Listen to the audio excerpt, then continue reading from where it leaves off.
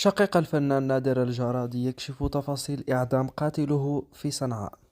كشف شقيق الفنان نادر الجرادي تفاصيل إعدام قاتل شقيقه في صنعاء اليوم الأحد. وقال محمد الجرادي: تم إعدام قاتل شقيقي بعد 7 سنوات من المحاكمة اليوم في صنعاء. وأضاف: أشكر الأجهزة الأمنية والقضائية على تنفيذ حكم الإعدام بحق قاتل أخي في صنعاء. ونفذ حكم الإعدام رميا بالقصاص بحق قاتل الفنان نادر الجرادي في باحة السجن المركزي في صنعاء الخاضعة لسلطة الحوثيين. وقتل الفنان اليمني الجرادي برصاص مسلح بعد مشادات كلامية وخلاف مالي في أحد الأعراس التي أقامها في صنعاء في العام 2015.